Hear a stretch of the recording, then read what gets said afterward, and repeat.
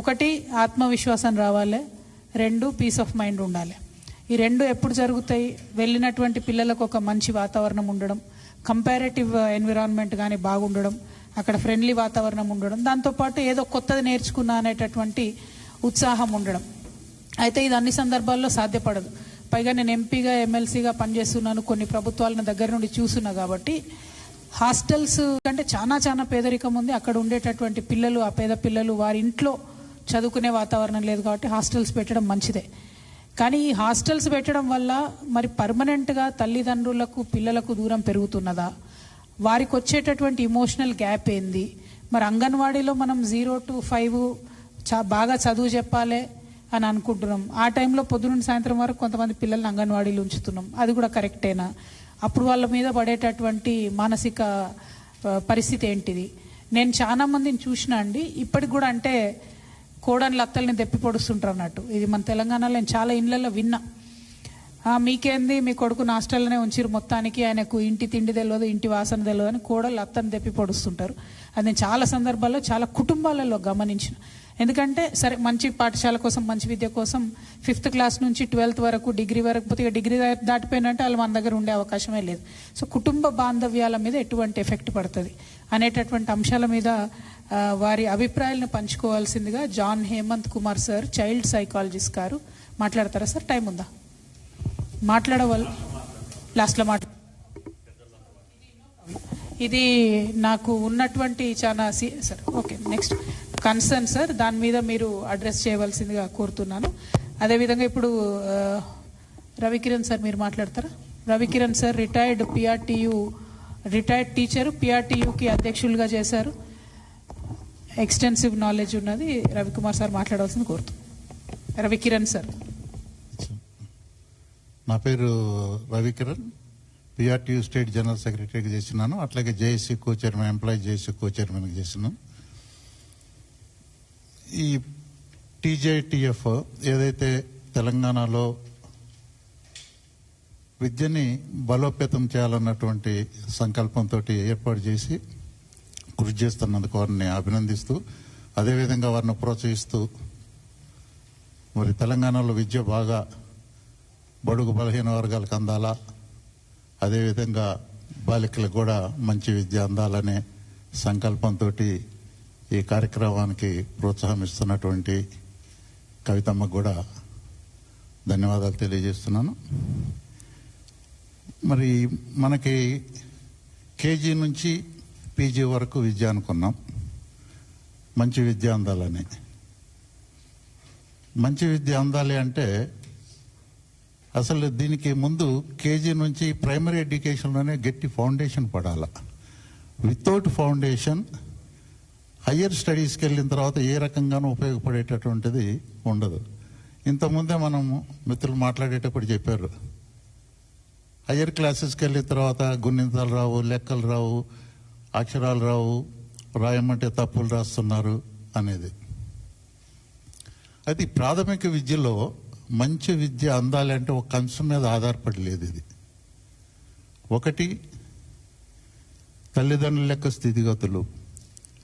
మనది గ్రామీణ ప్రాంతాల్లో ఉన్నటువంటి పరిస్థితి కాబట్టి ఎక్కువగా వెనకబడిన తరగతులు వాళ్ళ పిల్లలు, ఆర్థికంగా వెనకబడిన వాళ్ళ పిల్లలు ఎక్కువగా ఈ పాఠశాలలో ఉంటారు. దానికోసం ప్రభుత్వం రకరకాల పథకాలు, అంటే నేను ఒక రకంగా ఈ పథకాలను అనుకున్న జిమ్మిక్స్ చేస్తూ పోయారు. అవి వాటిట్లో కొన్ని ఓటు గ్యాదరింగ్ పాలసీస్ ఉంటాయి, రకరకాల ఆలోచనలతోటే. వాస్తవంగా సరైనటువంటి విద్య అందాలనే ఆలోచనతోటైతే చేసినట్టుగా ఎక్కడ కనపడలా. అనేక సమావేశాల్లో కూడా అధికారులతో కానివ్వండి, ప్రజాప్రతినిధులతో కానివ్వండి, వాళ్ళకి సూచనలు సలహాలు కూడా ఇవ్వటం జరిగింది. మొదటగా అధ్యాపకుల విషయం. అక్కడంటే పాఠశాలలో మనకి ఒకటి అధ్యాపకులు, రెండవది తరగతి, ఆ పాఠశాల వాతావరణము, మరొక అంశము వాళ్ళకి పౌష్టికాహారము అందేటట్లుగా కూడా ఏర్పాటు చేయాలి. ఎందుకంటే తల్లిదండ్రులు కూలి పనులకు కానివ్వండి, ఇతర పనులకు వెళ్తుంటారు, వాళ్ళకి సరైనటువంటి ఆహారం వాళ్ళకి అందదు.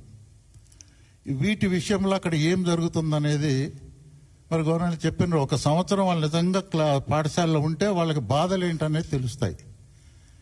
ఆ విద్యా హక్కు చట్టం కూడా వచ్చింది. ఉపాధ్యాయుల విషయంలో స్టూడెంట్ టీచర్స్ రేషియో పెట్టారు.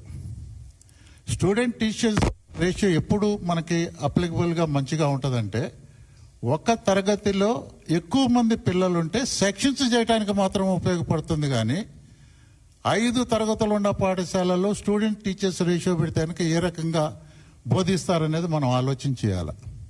మరి నేను కూడా టీచర్ ట్రైనింగ్ చేసిన, మరి నాకు మ్యాథమెటిక్స్ ఎట్లా బోధించాలో ట్రైనింగ్ ఇచ్చాను. కానీ 5 దగ్గర కూర్చోబెట్టి ఎట్లా, 5 క్లాసులను ఒక దగ్గర కూర్చోబెట్టి ఎట్లా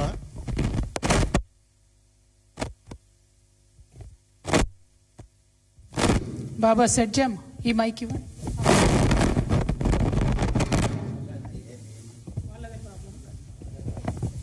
మా నిజామాబాద్ వాళ్ళు మాట్లాడే మైక్ వాళ్ళ కొట్టిశ్రేమో అనుకో. రావట్లేదా సార్? ఒకసారి ట్రై చేయండి. ఓకేనా? మాట్లాడండి సార్.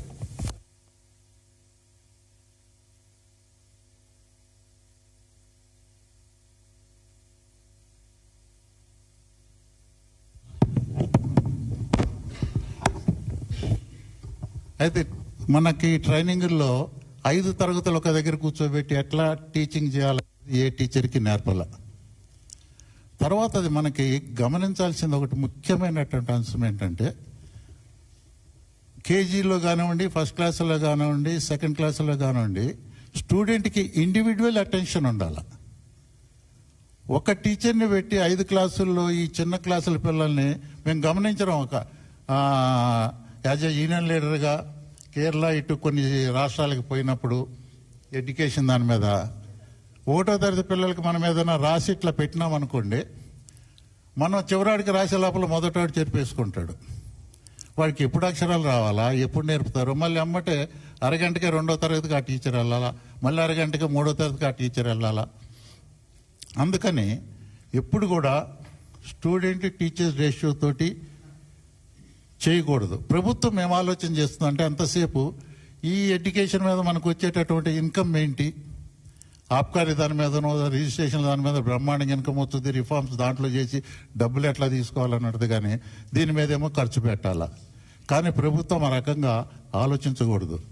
ఇది దేశానికి కావలసినటువంటి జ్ఞాన సంపత్తిని తయారు చేసేటటువంటి కర్మాగారమే ఒక పాఠశాల. దాంట్లో పనిచేసేటోళ్లే కార్మికులే టీచర్లు. ఇక్కడ ఏదో నలుగురిని చూసి మనం చేయకూడదు. అది ఇక్కడ జరుగుతున్న విషయాన్ని నేను అనేక సార్లు ప్రభుత్వం దృష్టి తీసుకొచ్చిన. ఇప్పుడు కూడా ఏ ప్రభుత్వం అన్నా కానివ్వండి, మనం పూర్తిగా మనందరం ఆలోచన చేయాల్సింది, మరి ఎటువంటి ఇబ్బంది లేకుండా ఉండాలి అన్నట్లయితే గనక ప్రతి పాఠశాలలో ఒక గది ఉండాలి, తరగతికి ఒక గది ఉండాలా, ప్రతి గదిలోనూ ఒక ఉపాధ్యాయుడు ఉండాలి. ప్రతి పాఠశాలలో తరగతికి ఒక గది ఉండాలా, ఆ గదిలో ఒక ఉపాధ్యాయుడు ఉండాలా. అప్పుడు కొంతవరకు, నేను అనేది 100% అవుతుంది అనేది కాదు, 90% మనం కొంత కవర్ చేసుకోగలుగుతాం.